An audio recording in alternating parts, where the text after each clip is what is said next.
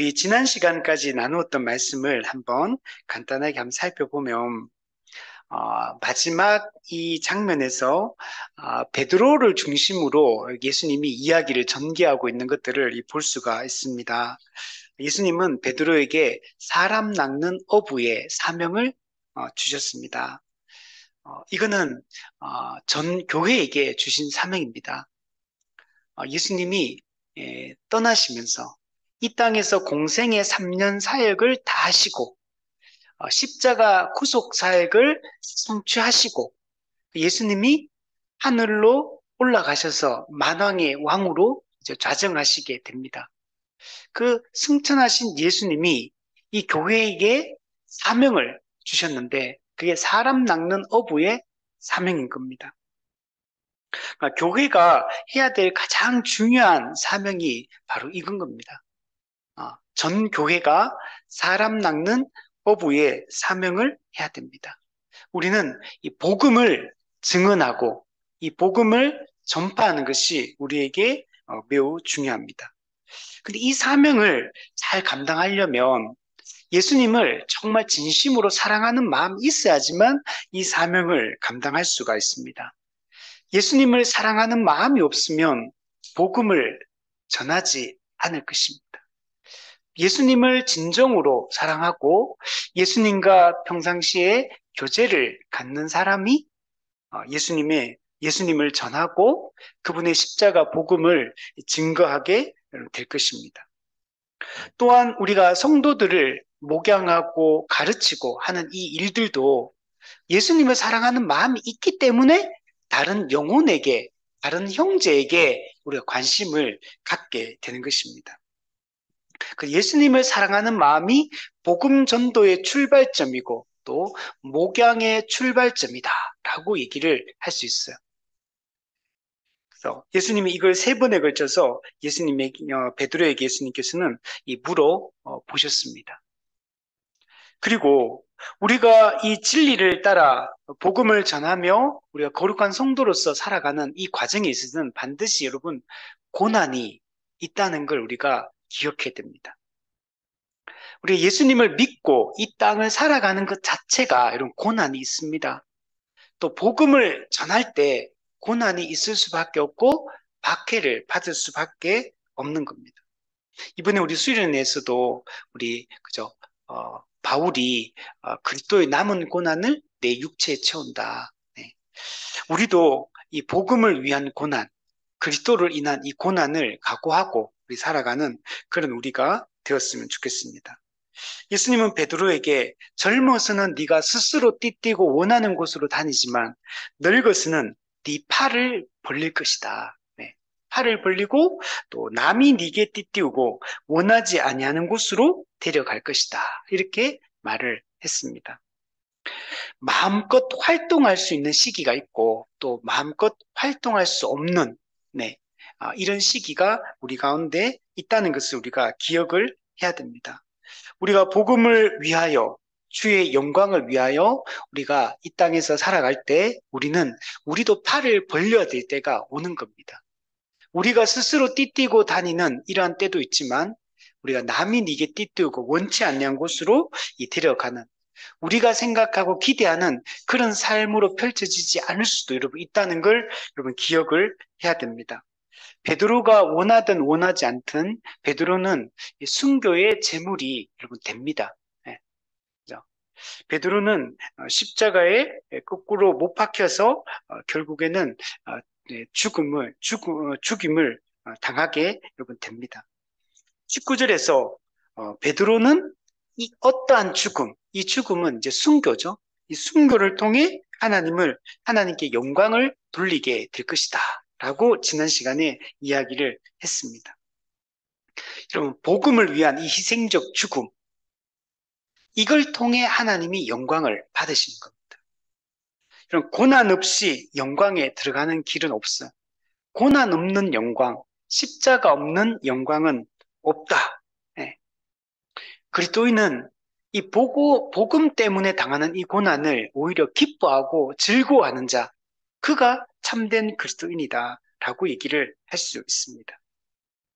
베드로의 이 순교 예고 기사, 우리는 이 기사를 통해서 베드로가 사람 낚는 어부의 사명, 그리고 목양의 사명을 신실하게 실행하게 될 것을 우리는 보게 되고, 실제로 베드로는 마지막 그 순교할 때까지 복음을 위해서 열심히 살아갔던 것들을 우리 볼 수가 있습니다. 그래서 초대 교회는 이 순교가 너무너무 많아요. 예, 순교가 그냥 뭐 지금 오늘처럼 어쩌다 진짜 한번 나올까 말까 이런 게 아니잖아요. 이 당시는 순교가 너무 흔한 이런 거였거든요. 그래서 당시 초대교회 교인들은 그리스도를 위해서 순교당하는 것을 너무나 당연하게 생각했고, 그것을 가장 영광스러운 길이다, 이렇게 초대교회 성도들은 생각을 했습니다. 지상 최대의 영광이 뭐냐? 주를 위해 죽는 것이다. 정말 이 고난이, 순교가 주를 위해서 순교하는 것을 가장 영광스럽게 실제로 생각하고 그렇게 죽었다는 걸 알 수가 있습니다. 초대 교부 터툴리안도 순교자의 피가 교회의 씨앗이다, 이렇게 이야기를 했습니다. 우리 교회사를 이렇게 공부를 해보면 교회가 이렇게 세워놓은 모든 과정 속에는 항상 이런 믿음의 사람들의 이 헌신, 그들의 희생, 그들의 죽음이 있었기 때문에 교회가 세워져 왔다라는 것들을 볼 수가 있어요. 순교의 피를 통해서 교회는 확장되었고, 순교의 피를 통해서 교회는 세워져 왔다라고 얘기할 수 있어요. 그 수많은 그 속사도들도 순교가 가장 좋은 제자도의 길이다. 제자도, 주님을 따르는 길이 뭐냐 도대체? 예수님을 따른다는 게 도대체 뭐냐? 이게 순교다. 이게 제자도의 가장 최고의 길이다. 그죠? 우리에게 사람에게는 가장 중요한 것들이 있잖아요. 목숨, 생명이, 자기 생명 앞에서는 사람이, 그죠? 많은 타협을 하거든요. 그만큼 생명이 소중하기 때문에. 근데 목숨까지, 자기 십자가를 치고 나를 따르라. 네, 목숨을 각오해야 돼. 예수님이 제자들에게 능히 내 제자가 되지 못할 것이라고 했던 세 가지 경우가 있었죠. 네, 가족, 두 번째가 소유, 세 번째가 목숨. 이 세 가지를 버리지 못하면, 이 세 가지를 각오하지 않으면 능히 내 제자가 될 수 없다. 그러니까 예수님을 따르는 참된 제자들은 예수님보다 가족을 우선시하지 않는 사람이에요. 자신의 소유를 예수님보다 우선시하면 안 된다는 거. 자기 목숨을 예수님보다 우선시해서는 안 된다. 예수님을 믿고 따르는 거, 거기 어떤 비용 계산이 따르더라도 주님을 따르기로 각오하고 그 가족과 소유와 목숨을 잃어버리기로 결단하는 거. 그것을 미워하기로 결단하는 것, 이것이 예수님을 따르는 것이다 라고 얘기를 할 수 있습니다. 예수님은 이 베드로에게 자신에 대한 사랑을 점검하고 확인을 하고, 예수님이 뭐라고 말씀하십니까? 나를 따르라. 이렇게 우리 19절 말씀을 보면 나를 따르라, 이게 예수님이 하시는 마지막 말씀인 겁니다. 예수님이 오늘 우리에게 무엇을 말씀하시겠습니까? 지금 만약 예수님이 이 땅에, 지금 이곳에 지금 오신다면 우리에게 지금 뭐라고 말씀하시겠습니까? 베드로에게 했던 이 동일한 말씀을 우리에게 할 거라고 말씀하세요. 나를 따르라. 네. 우리는 지금 예수님을 잘 따르고 있습니까? 예수님을 따르는 건 어떤 것인가? 끝까지 믿음을 지키는 것. 우리가 믿음을 잃어버리게 하는 많은 요인들이 있거든요. 자꾸 믿음을 약화시키는 그런 상황들이 있고, 또 믿음을 약화시키는 사람들이 있어요. 우리는 그들을 원수로 얘기해야 돼요. 예수님께서 말씀했죠. 너희 원수가 자기 집안 식구이리라. 자기 육신의 가족이 왜 원수라고 합니까? 믿음 생활을 방해하기 때문에, 예수님을 따르는 것을 방해하기 때문에, 육적으로는 물론 원수가 아니죠. 사랑하고 섬겨야 될 대상이지만 영적인 측면에서는 원수라는 거. 우리는 영적으로 우리를 예수 그리스도로부터 멀어지게 하고 말씀으로부터 믿음으로부터 멀어지게 하고 그죠? 신앙생활을 방해하고 이렇게 하는 것들을 여러분 끊어야 되는 거예요. 영적으로 끊어야 돼요. 영적으로. 영적인 측면에서는 우리가 함께 갈 수 없는 겁니다. 우리가 교회와 국가와의 관계를 이야기할 때도 우리 성경적인 이 국가관은 뭐냐면 국가는 하나님이 세운 기관이다. 하나님이 교회를 통해서 하시는 역할들이 있고 또 국가를 통해서 또 하시는 일들이 있거든요. 그래서 그 두 개가 충돌하지 않을 때는 국가는 국가 역할이고 교회는 교회 역할이 있어요.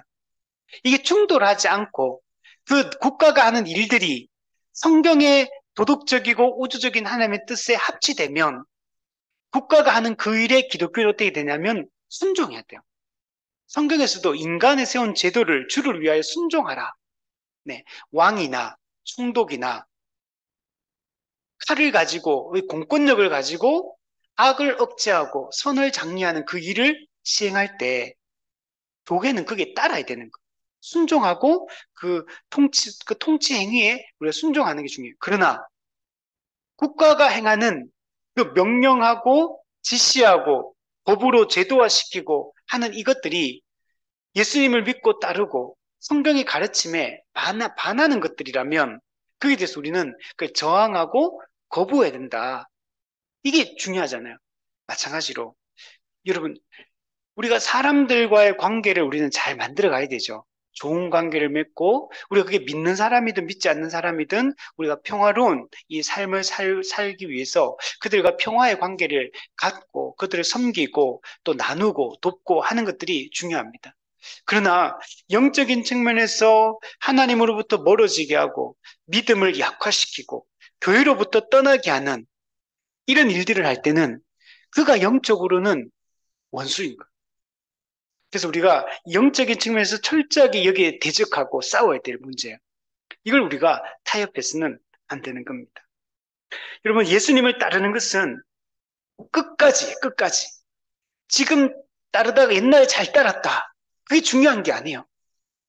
지금 잘 따르고 있다. 근데 나중에 배반한다면 또 안 되는 거.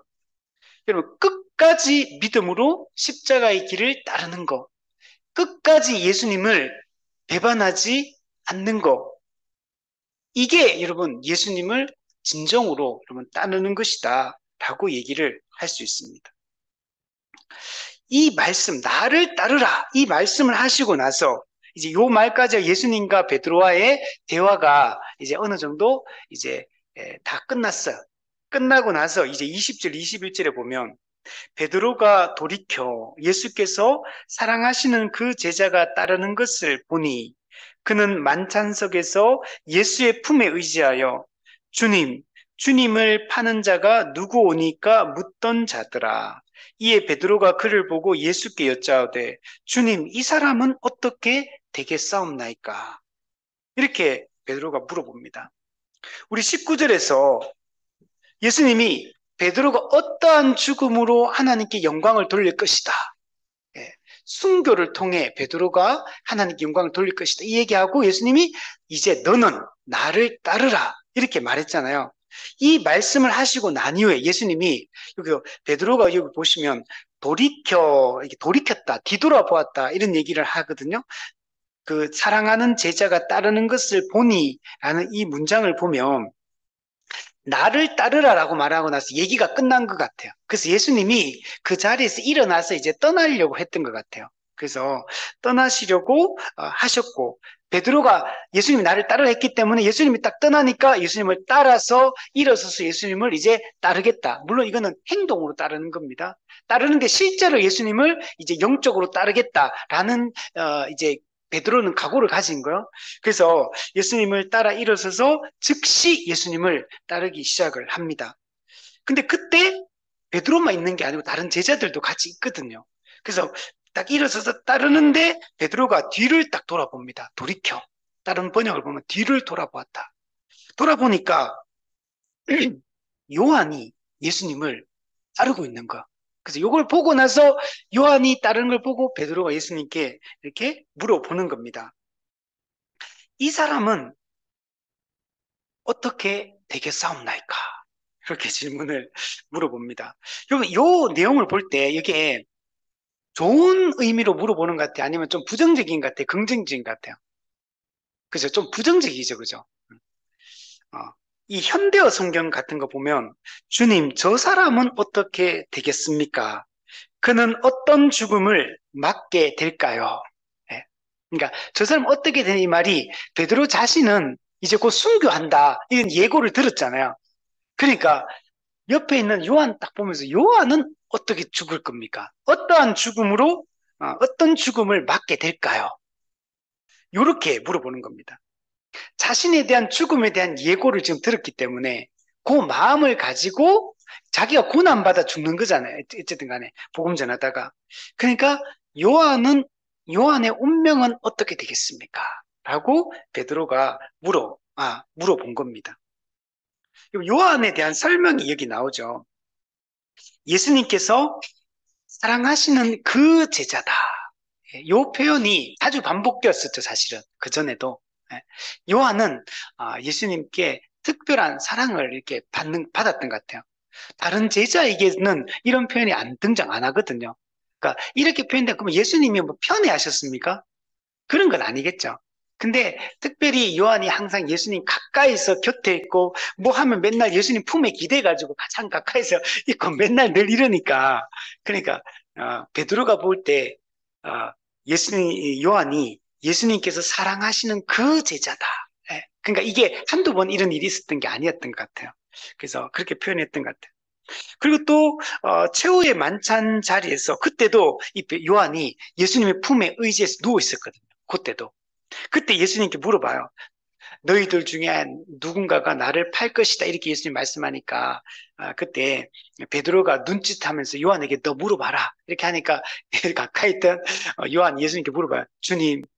주님을 파는 자가 누굽니까? 이렇게 물어봤던 그 사람이에요. 예. 그래서 베드로가 이 요한은 어떻게 되겠느냐? 요한은 어떤 죽음을 맞이합니까? 라고 이렇게 물어봅니다. 여기 보면 요한이 따르는 것을 보니라고 하는 이 표현을 보면 베드로가 예수님을 지금 따르는 것과 동일하게 요한도 전혀 부족함이 없이 지금 예수님을 따르고 있다. 신실하게 예수님을 따르고 있었다라는 것들을 보여줍니다.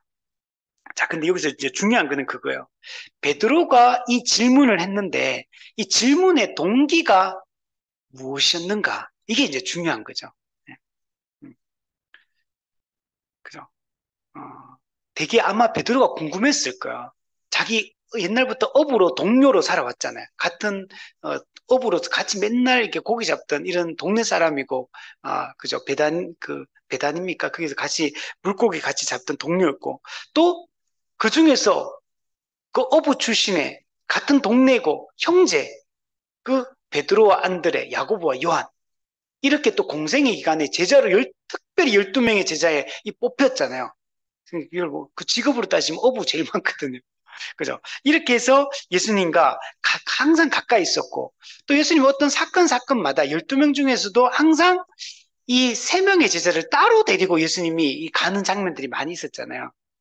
그러니까 베드로는 이 요한의 운명에 대해서 특별히 더 관심이 많고 궁금했던 것 같아요. 그래서 이 질문을 했는데, 이 질문에 대해서 제가 쭉 여러 책들을 이렇게 찾아보니까 해석을 조금 다르게 하더라고요. 그래서 이걸 그냥 일반적으로 그냥 이제 그냥 궁금했다. 너무 가까운 사람이니까 이제 궁금해서 이렇게 그냥 물어봤다. 이렇게 그냥 뭐 긍정적이지도 부정적이지도 그냥 단순한 이 궁금증, 호기심 이거에 의해서 그냥 물어봤다. 이렇게 해석한 사람들도 있고 이제 근데 그보다는 많은 학자들이 어떻게 얘기하냐면 이 질문의 동기는 질투다. 질투, 비교하는 거예요, 비교. 그러니까 나는 이제 순교당해 죽는다 이런 얘기 들었잖아. 그러니까 베드로가 예수님께 이 얘기를 들을 때 베드로 이걸 거부하려고 하진 않았어요, 베드로가. 그죠? 늙어서는 남이 네게 팔을 벌리고 원치 않는 곳으로 데려가게 될 거고 너는 그 죽음을 통해서 영광을 또 하나님께 돌리게 될 거다. 이 얘기를 예수님께서 했을 때 베드로가 막 근심하면서 절대로 저 그렇게 안 하겠습니다. 이렇게 하진 않아. 그냥 받아들였어, 베드로도.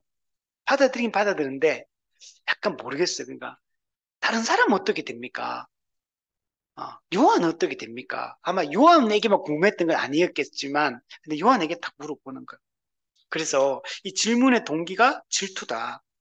자신의 순교에 대한 예고의 말씀을 듣자 요한도 그러면 내가 이거 순교하면 요한도 당연히 순교하는 거 마땅하지 않습니까? 라고 이렇게 생각을 하면서 요 생각을 가지고 이 질문을 했다는 겁니다. 그러니까 이제 비교하는 거예요, 비교. 그러니까 만약에 우리도 그렇잖아요. 똑같은 입장에 서 있는데, 그죠? 누구는 막 고난 당하면서 이렇게 하고, 누구는 편안한 길로 만약에 걸어간다면 질투나고 좀 부럽고 화가 나고 예수님 이게 뭡니까? 두 사람은 왜 저렇게 합니까? 불공평합니다. 이렇게 생각하지 않겠습니까? 그죠? 음. 약간 요런 마음이지 않을까. 그죠? 저도 사실 그런 개척해 보니까 이게 개척하니까 똑같은 입장에서 개척했잖아. 다 주의 영광을 위해서 개척했어. 복음을 전하려고 개척했어. 근데 어떤 교회는 막 성장한다. 성장 안 하니까 그죠? 뭐 화가 나는 거지. 그죠? 이거 막 어떤 마음이냐면 막 이제 자책도 됐다가 그죠? 자기 연민에 빠지기도 하고 막 화가 나기도 하고 남들 부럽기도 하고 막 이번에도 가서 이제 목사님들과 이제 집에서 이렇게 하면서 그런 얘기 하면서 이런 얘기 했었거든요. 다른 분들도 이런 얘기 하더라고. 그래서 하면서 그래서 다른 교회가 막 잘 되는 거 보면 사실 좋은 거잖아. 하나님 백성이 늘어나는 교회가 확장되는 거고 주의 영광이 나타나고 사탄에게서 그죠? 빼와가지고 영혼을 구원하는 거니까 기뻐하면서도 겉으로는 다 기뻐하지. 기쁨의 말을 축하하고 이렇게 하지만 속으로는 그죠? 나는 뭔가를 나는 열심히 안 해서 그런가? 나는 능력이 부족해서 그런가? 하나님이 두 사람에게는 특별한 은혜를 주시는가? 막 이런 마음으로 막 하는 거예요.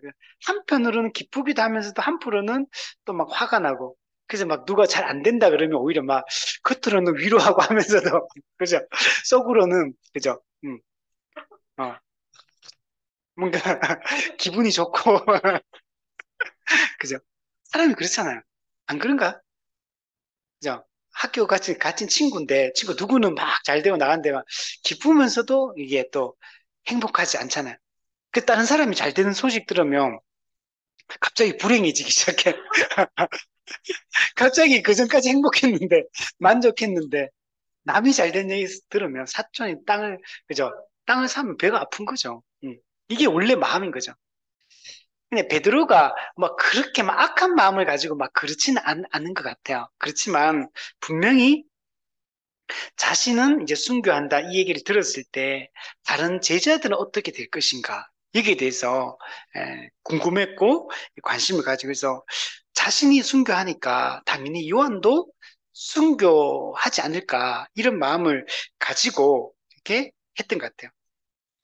그래서 늘 우리는 이게 비교하는 게 이 제자들의 이런 모습은 그전에 항상 나타났거든요. 그죠? 막 서로 막 누가 크냐 늘 경쟁하고 그리고 막 사도 요한과 야고보가 먼저 예수님께 청탁하잖아요. 주의 나라가 임할 때 우리를 좌우편에 앉게 해달라고. 그래 다른 제자들이 막 화가 나가지고 막 따지거든. 따지고. 그냥 늘 경쟁하고 비교하고 늘 그런 마음들을 제자들도 가지고 있는 겁니다. 그래서 우리는 이 비교하지 않는 게 사실 되게 중요한 것 같아요. 저도 아까 얘기했지만 개척하면서 실제로 그렇거든요. 제 주변 전부 다 만약에 청빙받은 사람이 만약에 교회가 막 잘 되고 막 그러면 나하고 비교할 필요 없지. 입장이 다르니까. 근데 항상 사람은 자기하고 동급에 같은 선상에 있는 사람하고 비교하는 거거든, 항상. 거기서 비교하면서 행복감을 느끼고 불행해하고 막 그런 거잖아요. 그래서 정말 이렇게 비교하기 시작하면 사실은 불행해지기 시작하거든. 저도 그래서 개척하면서 이런 마음과 늘 싸워야 돼요. 늘 싸워야 되고 진심으로 이렇게 축하해주고 진심으로 아파해주고 이렇게 되려고 노력을 많이 하고, 지금도 이 문제가 다 해결이 안 됐어요, 사실은. 여전히. 그래서 막 이런 비교하는 마음이 생길 때는 저는 어떻게 했냐면 그냥 안 만나면 돼요. 그 얘기 안 들으면은 비교할 일이 없잖아요. 죄 지을 일도 없고. 그래서 그러면은 이제 웬만하면 그런 얘기를 안 하는 거지. 예. 안 하고 좀 약간 멀리 하고. 그래서 아니, 그러니까 그 상황으로부터 멀리 하는 거지. 이제 그런 얘기를 안 듣고 내가 그 마음 안 빠지고. 그래서 그냥 나는 내 길을 그냥 충실하려고. 그렇게 하려면 자꾸 이렇게 그런 얘기를 들으면 자꾸 마음이 혼란해지니까 막 그렇게 되더라고요. 그래서 비교하면 분명히 불행해진다. 예. 우리가 성경에서 이런 내용들을 너무 많이 볼 수 있어요. 이거 레아와 라헬. 그죠? 그래서 얼마나 남편의 사랑을 갈구하면서 얼마나 그렇게 합니까? 예. 그래서 야곱이 라헬을 더 사랑하니까 레아가 내가 아들 낳으면은 내 남편이 나를 사랑해 주겠지. 그러면서 그래서 아들 막 계속 낳잖아요, 계속. 그러면서 하는 말이 그거예요. 노벤 같은 게 여호와께서 나의 괴로움을 돌보셨으니 이제는 내 남편이 나를 사랑하리로다. 이제는 내 남편이 나를 사랑하리로다. 그리고 두 번째 또 아들 낳고 나서는 내가 사랑받지 못함을 들으셨으므로 내게 이 아들도 주셨도다. 또 레위 낳고 나서는 내가 그에게 새 아들을 낳았으니 내 남편이 지금부터 나와 연합하리로다. 그러니까 남편의 사랑을 끊임없이 갈구하는 거. 왜냐하면 남편의 사랑을 받아야지 자기가 행복해질 수 있다라고 생각했기 때문에. 근데 그래서 라헬하고 경쟁. 근데 라헬도 똑같아요. 애 많이 나오니까 또 라헬이 막 자기 종 해가지고 또 여종 해가 또 애 낳죠. 그러면서 뭐라면 이렇게 막 납달리를 넣거든요. 납달리 넣을 때는 내가 언니와 크게 경쟁하여 이겼다. 어, 이러면서 막 이렇게 비교하니까 이렇게 되는 거죠. 사울과 다윗. 그죠? 사울 왕 같은 경우도, 사울도 초기 보면은 잘하거든요. 되게 괜찮은 사람이었는데, 근데 여인들이 막, 사울이 죽인 자는 천천히요, 다윗은 만만이로다. 이렇게 하니까, 이 말을 들으니까 이제 불쾌하고, 심히 노하기 시작해요. 자기가 왕인데, 다윗은 자기 그냥 부하인데, 이렇게 하니까. 그래서, 이제 그때부터 다윗을 주목하며, 그때부터 다윗에게 완전히 이제 자기 인생을 못 사는 거. 자기가 왕인데, 그죠? 비교하지 않았다면 그렇게 살지 않았을 텐데, 그죠? 마르다와 마리아. 아, 마리아는 예수님 앞에서 다 예수님 발치 앉아가 말씀 듣고 있는데 자기는 그 대접한다고 준비하는 일이 많아 마음이 분주해지기 시작했고. 그러니까 자기 혼자 일하는 게 못마땅한 거죠. 그 예수님께 와가 예수님 혼자 저는 일하고 있는데 마리아는 가만히 앉아가지고 있습니다. 그러면서 그를 명하여서 나를 도와주라고 명령하십시오. 이렇게 얘기를 하잖아요. 그죠? 또 이런 빌립보서 말씀 우리 볼 때 봤잖아요. 그때도 복음을 전하는데 바울과 막 경쟁을 하는 겁니다. 바울과 어떤 사람은 투기와 분쟁으로 어떤 이들은 착한 뜻으로 그리스도를 전파하나 또 이들은 내가 복음을 변증하기 위해 세우심을 받는 사랑으로 하나 그들은 나의 매임의 괴로움을 대하게 할 줄로 생각하여 순수하지 못하게 다툼으로 그리스도를 전파하느니라. 네. 그러니까 똑같이 그리스도를 전파하긴 해. 그 바울은 나중에 이거 보면 어떤 방식으로 전파되든지 그리스도가 전파되기만 하면 나는 기뻐하고 기뻐한다 이렇게 말은 하긴 해요. 그러나 이 동기가 투기와 분쟁과 착한 뜻이라는 같은 건 아니에요. 물론 그리스도가 전파된다는 측면에서는 괜찮은 거지만 근데 이 동기가 합당하지는 여러분 아는 겁니다. 그러니까 이제 기뻐하지 못하는 거죠. 일꾼 비유에서도 똑같이 있잖아요. 오전 9시 와서 일하고 정오 12시 와서 일하고 3시 와서 5시에 일하고 그리고 6시 일이 끝나요. 그러니까 처음부터 계약을 맺을 때는 하루 한 데나리온이다. 계약을 분명히 그렇게 맺었는데 근데 늦게 온 사람도 똑같은 임금을 주니까 그때부터 화가 나기 시작합니다. 그래서 그죠? 거기서 불평하고 이제 원망하고 주인을 원망하기 시작하고 이 비유는 이 은혜로 우리가 다 구원받는 거다는 거 얘기하는 건 공로가 아니거든요. 근데 우리는 늘 하나님의 은혜로 우리를 구원해 주셨는데 거기에 대한 감사를 우리도 잊어버리고 비교하는 거죠. 그러니까 불행한 거. 아까도 지금 목회자인 저도 그 다른 개척 교회가 잘 되는 거 보면 배 아프고 막 불행해지기 시작하고 그죠? 막 그런 마음이 막 드는 거예요. 이게 비교하기 때문에 이런 마음이잖아요. 이게 옳지 않은 마음이죠. 사실 은혜로 나를 구원해 주는 것만 해도 막 감사해야 되는데, 이제는 구원받은 그 은혜에 대한 감격은 사라지고, 그 이후에 비교하면서, 우리 교회는 왜 이렇고, 저 교회는 저렇고, 저 교회는 저렇고, 막 비교하면서 불행하게 생각을 한다는 겁니다. 그럼 비교하면서 우리는 자부심을 느껴요. 우리는 비교하면서 안도감을 가져요. 우리는 비교하면서 만족감을 느끼고 행복감을 느껴요. 또한 비교하면서 불행해지기도 하고, 비교하면서 불만족하기도 하고, 계속 그렇게 하는 하나님의 은혜에 우리가 진정으로 감사하고, 그 나는 내가 받은 은혜에 감사하고 그 은혜에 합당한 반응을 하며 우리가 주의 복음, 주의 나라와 의를 위해서 우리 열심히 살아가면 되는 거잖아요. 그죠? 그 우리는 나한테 주어진 일에 그 충실히 살아가면 되는 거거든요. 사실 하나님 이제 가족이 그런 것 같더라고요. 예를 들면 우리 하늘이 사랑해 우리 가족이고 자식인데 잘 되면 제가 막 질투할까요? 그럼 기뻐해, 그죠? 근데 약간 한 달이 걸쳐 있는 사람이 잘 되면, 그죠? 남의 자식이 막 잘 돼. 막 그러면 별로 안 행복해지지, 그죠? 우리 가족을 생각하지 않는 거죠. 이게 우리 사람이다. 그래서 베드로도 약간은 이런 마음들을 가졌기 때문에 비교하면서 요한은 어떻게 되겠습니까? 라고 물어보는 거. 만약 그래서 예수님은 이 베드로의 이 마음이 이 마음을 이제 꿰뚫어 보시고 이렇게 말씀을 하신 거죠. 그래서 예수님 뭐라고 말씀하십니까? 내가 올 때까지 그를 머물게 하고자 할지라도 네게 무슨 상관이냐? 너는 나를 따르라. 이렇게 말씀을 하시는 것입니다. 네. 네게 무슨 상관이냐? 이게 중요한 게 이거요. 그죠? 이게 무슨 말이야? 내가 올 때까지, 예수님 재림할 때까지 그를 머물게 한다.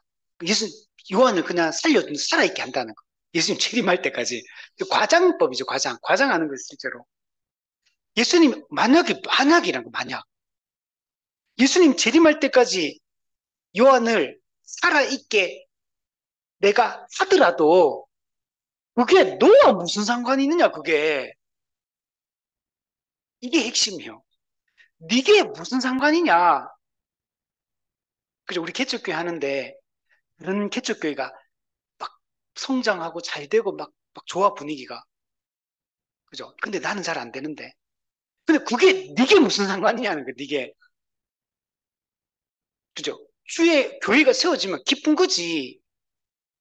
다른 교회, 다른 성도들에게 하나님이 어떤 계획을 가지고 있던 하나님이 어떤 방식으로 그 사람의 삶을 이끌어 가든 그게 너와 무슨 상관이냐? 하나님이 그 사람을 향한 계획이 있는 거고 나를 향한 하나님의 계획이 있는 거고 나한테 기대하고 원하시는 게 있는 거고, 하나님이 어떤 방향으로 그 사람의 인생을 이끌어 가시든지 간에, 그게 너와 무슨 상관 있냐? 너는 나를 따르라. 네가 관심을 갖고, 네가 집중해야 될 거는 네가 나를 따르는 것이다. 라고 지금 예수님이 말씀을 하고 있는 거예요. 베드로가 기대했던 대답이 아니었습니다. 예수님은 그 질문에 대해서 전혀 다른, 어쩌면 예수님의 이 말씀은 책망에 가까운 말씀이 사실은. 요한에 대한 어떤 계획을 예수님이 가지고 있던 베드로 자신이 복음을 위해서 살다가 순교당한다고 해서 요한도 꼭 순교를 해야 되는 겁니까? 우리가 복음을 위해서 살아갈 때 그리스도의 남은 고난을 우리의 육체에 채우며 우리가 살아갈 때 사람마다 그 다른 거지.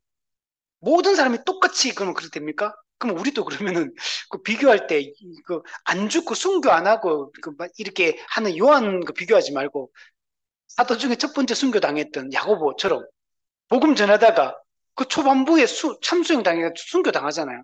세례 요한 목배임 당하자 그 사람하고 비교해 자기를.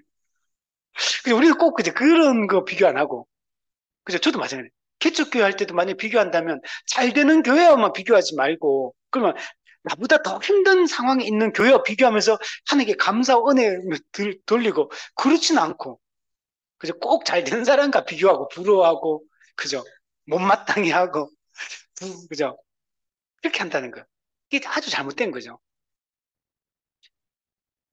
그래서 저도 이제, 이게 개척하면서 이런 것들을 많이 겪으면서, 이제 지금은 좀 많이 옛날과는 많이 달라졌어요. 그래서 옛날에는 참 그랬는데 지금은 그래도 조금 더, 정말 축하해 줄 줄 알고, 그래서 지금은 좀 더 또 그 아픔을 공감하고, 또 그렇다고 해서 막 개척교회 하는데 나보다 또 잘 안 되는 교회들도 있잖아요, 우리보다. 그럼 그런 교회를 보면서, 막 우월감을 느끼고, 그죠? 막 그럽니까?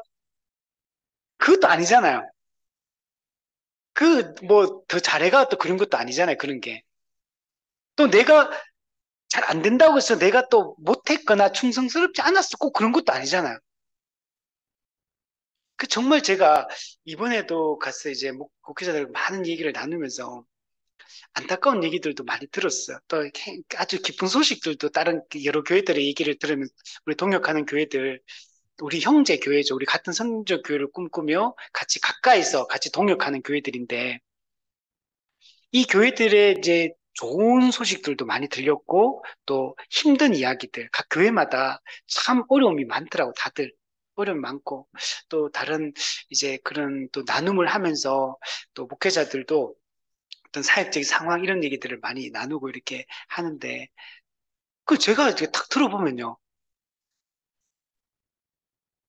정말 이 목사님 사모님 너무 좋아 모든 면에서 성품도 인품도 너무 좋고 그리고 실력도 너무 좋고 그리고 진짜 진실되게 충성스럽게 주의 복음을 위해서 살아가고 그런 분들이 그런데 근데 교회는 어려움을 겪고 다 이렇게 했거든요. 이런 거 보면 또 교회가 사람이 또 잘 모이지 않고 그래서 막 가정에서 여전히 교회 예배를 드린 분들도 많고 재정적으로 어렵고 또 성도들도 모이지 않는 또 여전히 목회자 가정만 또 교회를 예배를 드리고 있는 교회들도 있고 또 진짜 어려운 교회들도 많거든. 근데 가만 생각해 보면 그, 그 목사님이 부족함이 하나도 없거든. 오히려 훨씬 더 정말 목회자로서는 더 잘 준비되었다라고 생각되는데, 근데 꼭 그게 그 목회자가 하면 이분이 더 잘 될 것 같은데 또 어려움이 있고, 또 어떤 교회는 잘 되다가 초반부에는 정말 잘 되다가 사람도 많이 모이고 너무 분위기도 좋고 막 너무 막 좋아. 다들 막 부러워하고 막 그랬던 교회인데 또 중간에 어려움을 겪어가지고 교회가 아, 큰 어려움을 사람들이 확 빠져나가고 그래가지고 여러분 또 어떤 교회는 목회 더 이상 그 교회에서 사역을 할 수 없는 이런 지경까지 가는 교회들도 있고 그래서 교회를 또 다른 교회로 이동하고 목회자가 이런 경우도 있고 근데 그게 꼭 그것 때문이 아니더라고. 그래서 저는 이런 것들을 봐도, 하나님의 다 계획이 있다. 그냥 비교하지 말자. 비교하지 말고, 그냥 나는 나고, 나를 향해 하는 뜻이 있고, 계획이 있고, 또 다른 사람, 다른 교회는 또 다른 계획이 있어요. 그죠? 우리는 자꾸 이렇게 비교하기 때문에 불행하게 느끼는 거거든, 사실은. 객관적으로 따져보면은, 나름 괜찮은데, 그 정도면 만족할 만한데, 비교하니까 자꾸 불행해지는 거잖아. 그래서 우리가 이렇게 되지 않도록 하는 게 중요한 것 같아요. 그래서 예수님 베드로에게 말하는 거예요. 한마디로 얘기하면 요한한테는 신경 꺼라. 자꾸 요한 왜 생각하냐? 너는 나를 따르라. 네게 부여된 그 사명을 수행하는 것에 너는 온통 초점을 맞추고 내가 너에게 준 그 사명에 너는 올인해라. 이렇게 예수님께서 지금 말씀하는 거예요. 오늘 우리한테도 동일한 거예요. 현재 나에게 주어진 이 일에 충실할 것을 지금 예수님이 말씀하는 거.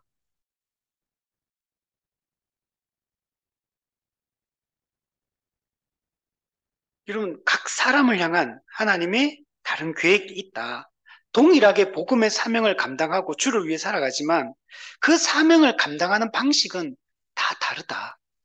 이걸 우리가 알고 우리가 비교하지 말고 나에게 부여된 그 사명, 현재 나에게 주어진 그 일, 그 일을 충실히, 성실하게 행하는 것이 곧 예수님을 따르는 것이다.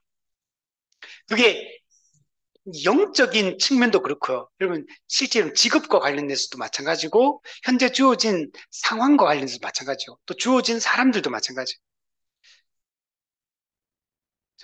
하나님이 주신 거잖아요. 내가 선택할 수 없는 게 많아, 인생이라는 건. 하나님이 주신 환경이고, 주신 사람인 거예요. 뭐, 부모님 마음 안 든다고, 막 부모님 교체, 뭐 이렇게 할 수는 없잖아요. 나한테 현재 주어지는 상황, 물론 그 상황이 때로는 내 잘못으로 이런 상황이 발생했을 수도 있고, 또 그것과 상관없이 그냥 주어진 상황일 수도 있어요. 또 내 옆에 있는 사람들이 주어진 사람들인 거. 그곳에서 주의 뜻을 행하고 그곳에서 그 사람들과 함께 하나님의 나라를 위해서 좀 살아가기를 원하시는 겁니다. 23절에 보면 이 말씀이 형제들에게 나가서 그 제자는 죽지 아니하겠다 했으나 예수님의 말씀은 그가 죽지 않겠다 하신 것이 아니라 내가 올 때까지 그를 머무게 하고자 할지라도 내게 무슨 상관이냐 하신 것이라. 네. 예수님이 내가 올 때까지 그를 머물게 한다 이 말을 사람들이 오해를 합니다. 오해를 해가지고 어떻게 오해하냐면 내가 올 때까지 재림 때까지 요한은 죽지 않는다. 이렇게 받아들였어. 이게 그 당시 기독교 초대교회 공동체 안에 이게 소문이 퍼져나가요. 이 소식이 퍼져나가가지고, 지금 이게 그 말이 그 말이에요. 형제들에게 나가서 그 제자는 죽지 아니하겠다. 요한은 죽지 않는다. 이렇게 생각을 한 거야. 이렇게 소문이 퍼져나가게 된 겁니다. 그래서 초대교회에 많은 문제점들이 이것 때문에 오해가 생기고, 혼란함이 이게 이렇게 됩니다. 이 오해가 여러분 왜 또 그랬냐면 이 당시에 요한이 거의 100세 가까이 지금 요한복음을 기록할 때 청중들이 요한이 한 100세 가까이 돼 있거든 지금. 그 요한 진짜 다른 제자는 다 일찍 죽었거든. 근데 요한은 장수를 한 거야 진짜로. 이 당시에 100세는 진짜 오래 사는 거거든. 그렇게 사니까 다른 제자들과 비교하니까 분명히 차이가 나잖아요. 그러니까 예수님이 하셨던 이 말씀도 이제 이런 식으로 오해를 한 거죠. 실제로. 와전된 거죠 사실은.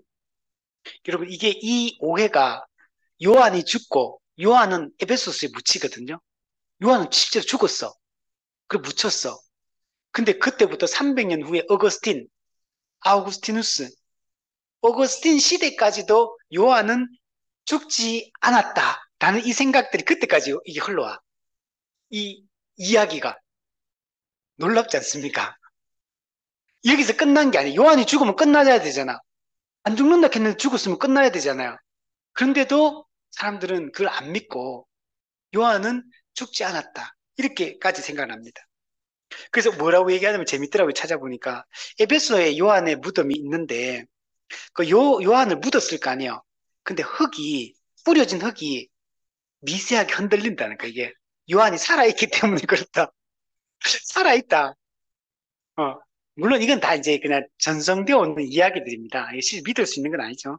이게 이런 헛된 전설이죠. 헛된 전설처럼 이게 그때까지 이 이야기가 구전돼서 내려온 겁니다.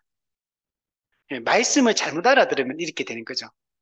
뭐, 예를 들면, 이만희 같은 경우도, 그죠? 자기도 나름 여러 가지 논리를 만들어가지고, 이만희는 재림 예수고, 보혜사 성령이고, 그렇기 때문에 이만희는 육체 영생, 육체적으로 안 죽는다. 그게 지금 이만희가 이때 주장했던 거거든요.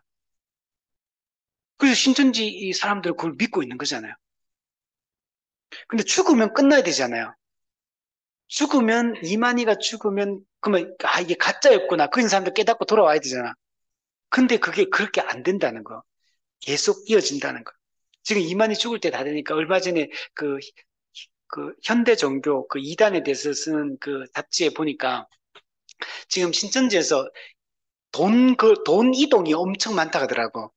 이 말은 뭐냐면 이만희 죽을 때 됐다는 걸 사람들이 알고 빨리 거기서 지분을 차지하려고 막 움직이고 있다는 얘기, 이 말이. 예, 그렇게 얘기를 하더라고. 죽을 때 다 돼간다. 이만희도 스스로 자기 자신에 대해서 이렇게 그런 이 얘기를 많이 하는 모양이 이렇게 막 이렇게 빨리 이제 자기가 늙었고 죽을 때 다 됐다는 이런 뉘앙스의 말들을 이렇게 많이 하는 것 같아요. 그래서 그러다 보니까 사람들도 알겠죠. 지난번 또 막 이만희가 막 헛소리 엄청 많이 했거든요. 근데 치매 아닌가 이렇게 사람들이 예상을 많이 하더라고. 아, 그래서 어쨌든 간에 끝나면 돌이켜야 되는데 생각보다 또 그게 그렇지 않다. 그만큼 이런 오해가 많이 생겼어요. 근데 우리가 생각할 때는 무슨 이런 오해를 하는가 이렇게 싶잖아요. 근데 초대교회 성도들 같은 경우에는 임박한 재림에 대한 기대를 가지고 있었어요. 예수님 당대, 그 당대, 자기 당대에 예수님이 재림하실 거라고 이들이 생각을 가지고 있었거든요. 이게 데살로니가에서도 나와요, 이게. 그, 바울의 글에도 보면. 그래서 막, 일도 하지 말고, 예수님 재림은 이제 곧 하는데 뭐 일을 말라고 하느냐. 그래서 일도 안 하고 막 예수 재림만 기다리고 막 그랬거든요. 옛날에 우리 1992년 다미선교 이런 것처럼. 그 다 재산 팔고 다 갖다 바치고, 왜, 뭐 이제 곧 재림하는데 무슨 재산이 무슨 필요가 하고 하겠어요. 그래서 이게 자신들이 죽지 않고 예수님의 재림을 볼 수 있을 것이다. 라는 이런 생각들을 가지고 있었기 때문에 이제 이런 오해들도 이게 설득력을 가지게 된 겁니다. 대표적으로 예수님이 하신 말씀 중에도 마태복음 16장 27절 28절에 보면 인자가 아버지의 영광으로 그 천사들과 함께 오리니 그때 각 사람이 행한 대로 갚으리라. 진실로 너희에게 이르노니 여기 서 있는 사람 중에 죽기 전에 인자가 그 왕권을 가지고 오는 것을 볼 자들도 있느니라. 요거 때문에 그런 거예요. 이런 것도 오해의 소지가 있죠. 여기 서 있는 사람 중에 육체적으로 죽기 전에 인자가 왕권을 가지고 온다. 예수님 다시 재림하는 걸로 오해한 거죠. 그래서 그걸 실제로 자기 직접 살아서 눈으로 볼 자들도 있다. 이렇게 이해를 한 거야. 그러니까 요한에 대한 이런 이야기들도 이런 식으로 오해가 쉽게 될 수가 있는 겁니다. 자, 그러나 마태복음 16장의 이 말씀은 예수님 재림할 때 살아있는 사람들이 있다. 그럼 이미 이거는 거짓이잖아요. 2000년 지났는데 그때 그 당시 사람들 아직 살아있습니까? 아니잖아요. 아니잖아요. 그러니까 이거는 그런 의미가 아니고 예수님이 부활하시고 승천하시고 성령을 보내주잖아요. 그리고 나서 예수님은 이 땅에서 성령을 통하여 이 땅에 자신의 통치권을 시행하시잖아. 그죠? 왕이 되신 예수 그리스도가 이 땅에 왕권을 행사를 지금도 하고 있죠. 그게 어떻게 나타납니까? 복음이 전파되고 수많은 사람들이 이 복음 앞에서 굴복하고 죽기로 회개하고 돌이키는 사람들이 있잖아. 거기는 이방인들조차도 수많은 사람들이 개종해서 막 죽기로 돌아오고 있잖아요. 이런 것들이 다 뭐예요?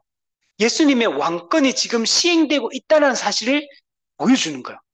근데 이런 의미로 예수님은 말씀하신 거였는데 이 사람들은 재림 때 왕권을 가지고 오는 걸로 죽기 전에 이런 식으로 이해하니까 그럼 예수님이 그 말은 무슨 말이에요? 재림이 자기들이 살아있는 동안에 예수님은 재림하신다. 그 당대 사람들이 그렇게 생각을 했던 거. 이런 오해들을 여러분 가지고 있는 겁니다. 자, 그러나 이거는 이제 그런 말씀이에요. 여기서 핵심은 뭡니까? 예수님 하신 말씀은. 만약 죽을 때 예수님이 재림하실 때까지 사도 요한을 살려둔다 하더라도 그게 네게 무슨 상관이냐? 핵심은 이거예요. 너하고 상관없다. 어떤 계획을 가지고 있더라도 너하고 상관없다라고 명백하게 얘기를 해주고 있는 겁니다. 베드로 너는 나를 따르라. 너에게 주어진 사람 낚는 어부의 사명과 그 목양의 사명에 너는 충실해라. 다른 제자들이 다른 성도들을 어떤 방식으로 어떤 삶의 유형으로 끌고 가든지 그거 너는 신경 쓰지 말고 너는 나를 따르라. 너는 너에게 주어진 그 사명에 충실해라. 현재 너에게 주어진 그 일에 열심을 내라. 이렇게 예수님께서 말씀을 하고 있는 겁니다. 오늘 우리가 이런 삶을 살았으면 좋겠어요. 우리 무슨 일차적 세상 사람들을 부러워하면 우리는 그건 이미 그죠. 그건 너무 아니고 그죠. 음. 세상 사람들과 비교하지 말고 또 교회 안에 있는 다른 형제들하고도 우리는 비교하지 말고 그냥 나는 나에게 주어진 그 일에 충실하게 나에게 주어진 그 소명에 충실하게 살아가는 그런 우리가 되었으면 좋겠어요. 그래서 저도 계속 이걸 진짜 생각을 많이 하거든요. 왜냐면 저도 자꾸 다른 거 교회를 해보면 우리 교회가 만약에 성장이 잘 됐어. 그러면 제가 절대로 다른 사람과 비교 별로 안 할 거예요. 이거 할 필요가 없지. 우리 교회가 잘 되고 내가 충분히 만족하고 행복해 한다면 비교 안 하겠죠. 근데 내가 생각하고 기대하는 만큼 안 되기 때문에 자꾸 다른 교회와 자꾸 비교를 하는 마음이 계속 있거든요, 이 마음이. 그래서 이 마음과 싸우려고 노력을 많이 해요. 그래서 제가 이 마음이 이제 막 아, 자꾸 이런 마음이 커지면 제가 이렇게 다른 목회자를 만나는 걸 제한을 해요. 제한하고 웬만하면 안 만나요. 안 만나고 그래서 그냥 내가 말씀 보고 가르치고 내가 해야 될 그 일에만 충실하려고 시간을 보내려고 애를 많이 써요. 왜냐면 그 만나면 자꾸 비교하고 부러워하고 원망을 마음 자꾸 생기니까 그거 안 생기고 그냥 내 갈 길을 가려면 이게 때로는 멈출 필요도 있어요. 우리에게 자꾸 부정적인 영향을 미치는 그런 환경, 사람들을 우리가 끊어낼 필요가 있다. 그래서 우리가 그런 좀 하나님 앞에서 혼자 서 있는 시간들, 이런 시간들을 우리는 좀 많이 가질 필요가 있다고 생각이 듭니다. 우리 24절, 25절에 보면 이제 요한복음 전체를 총정리합니다. 이제 마지막 마무리죠. 인사 같은 거죠. 이 일들을 증언하고 이 일들을 기록한 제자가 이 사람이라. 우리는 그의 증언이 참된 줄 아노라. 예수께서 행하신 일이 이 외에도 많으니 만일 낱낱이 기록된다면 이 세상이라도 다 이 기록된 책을 두기에 부족할 줄 아노라. 그럼 이 모든 일들, 이거는 뭐냐? 요한복음에 기록된 이 모든 걸 얘기하는 거예요. 예수님의 이 말씀, 예수님의 사역, 이 모든 것들, 그리고 또, 요한을 통해서 우리에게 가르쳐 주신 이 모든 말씀들, 이 모든 일들을 증언하고 기록한 사람이 바로 요한 자기 자신입니다. 생전에 예수님과 동고동락했고 또 예수님의 사랑을 받았던 이 요한이 요한복음서를 기록했다. 이 얘기를 굳이 여기서 다른 데 이런 얘기 안 하잖아요. 근데 여기서는 굳이 이 얘기를 하는 거는 요한이 하는 이 말들, 요한복음 기록된 이 말들이 이 증거하는 이 말씀이 진리다라는 것을 확정하기 위해서 이 말을 하는 겁니다. 지금 요한복음 기록되어 있는 이 모든 말씀들은 신뢰할 수 있는, 믿을 수 있는 말씀이다라는 것들을 강조하려고 하는 것. 그래서 요한이 또 이렇게 얘기합니다. 우리는 그의 증언이 참된 줄 아노라. 우리는 그의 증언, 사실 요한 자신의 증언이거든요. 근데 이제 약간 3인칭으로 자기를 객관화시키가 일부러 말해. 믿을 만하다는 걸 강조하려고. 그래서 그의 증언이 참된 줄 아노라. 진실된, 신뢰할 만한 진리를 말하고 있다라고 직설적으로 참된 줄 아노라. 이렇게 이야기를 하고 있는 겁니다. 그러니까 이 얘기를 굳이 하는 거는 그 당시에 이 요한복음의 이 말씀들을 좀, 의심하는 사람들이 있었기 때문에 그렇지 않았을까 싶어요. 그죠? 그러니까 그런 의심하고 이걸, 고지고대로 받아들이지 않고 하는 사람이 있으니까 이걸 특별히 강조를 하지 않겠습니까? 바울 같은 경우도 자신의 사도권을 자꾸 의심하고 또 바울이 전하는 복음을 자꾸 믿을 만하냐고 자꾸 사람들이 의심하니까 바울이 자신의 사도권을 강조를 하고 또 자신이 전하는 복음이 진리라는 사실을 자꾸 강조를 이렇게 하잖아요. 그것처럼 여기도 비슷한 것 같아요. 그래서 이거는 꾸며낸 이야기가 아니다. 지금 여기 요한복음 기록된 이 말씀들은 과장된 내용이 아니다. 이건 실제로 있었던 이야기들을 생생한 체험, 그리고 요한 자신이 이것의 목격자라는 걸 강조해요. 목격자. 실제로 자신이 체험했고, 목격했고, 보았고, 들었고, 만진 바 된 그 이야기를 지금 기록하고 있다라는 것을 강조하고 있습니다. 또한 예수님께서 행하신 일이 기록된 것 외에도 많다라고 얘기를 합니다.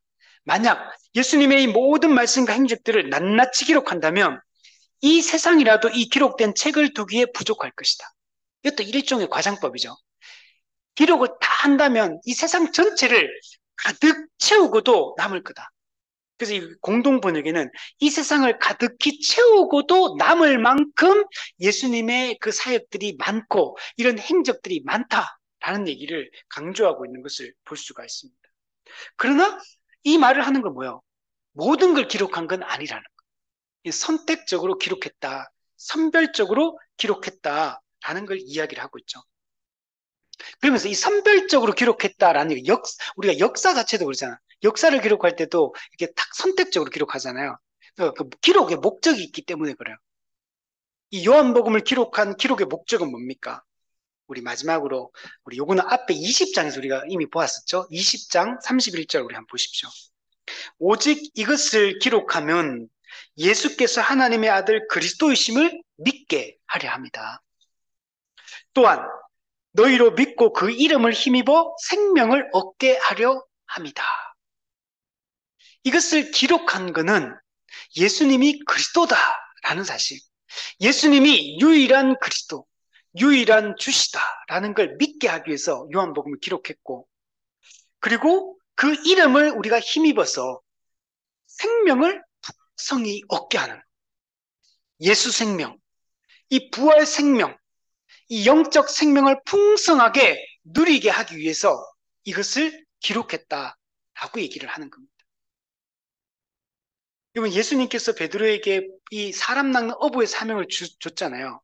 모든 교회에게 이 사람 낚는 어부의 사명을 줬는데 우리가 전해야 될 내용이 뭘까요? 바로 이 요한복음을 기록한 목적과 똑같은 거예요. 우리 교회가 전파해야 될 내용, 그 내용과 사도 요한이 요한복음을 기록한 내용이 똑같은 거예요. 예수가 그리스도이심을 우리는 증거해야 돼요. 예수 이름에만 생명이 있다라는 걸 우리는 전해야 되는 거죠. 예수 이름 이외에는 구원의 다른 이름이 없다는 걸 세상에 알려야 되고, 그래서 이 예수님을 믿고 이 복음을 알고 믿고 하는 사람들이 정말 이 영적 생명을 누리며 하나님 나라를 정말 실제적으로 누리며 우리가 살아가야 되는 것입니다. 정말 우리는 이 기록된 이 정확무오한 하나님의 말씀, 오류가 없는 이 말씀, 이 하나님의 말씀, 이 말씀을 우리가 가까이 하고 이것을 살피고 이것을 이제 전하고, 그래서 우리가 이 생명을 풍성하게 우리 누렸으면 좋겠습니다. 우리 이번 주에 칼빈의 종교개혁에 대해서 우리 금요 강좌 때 얘기했잖아요. 칼빈을 보면 두 가지를 알 수 있는데 생명을 누리는 게 이 두 가지 차원에서 이루어진다는 걸 알 수 있어요. 첫 번째는 칼빈이 자기가 로마 가톨릭의 가르침이 잘못되었고 이 종교개혁자들의 이 개혁 신앙이 올바른 진리다라는 걸 깨닫고 나서 어떻게 하냐면 먼저 깨닫자마자 나가서 일하는 게 아니에요. 먼저 자신이 깊이 성경을 연구합니다.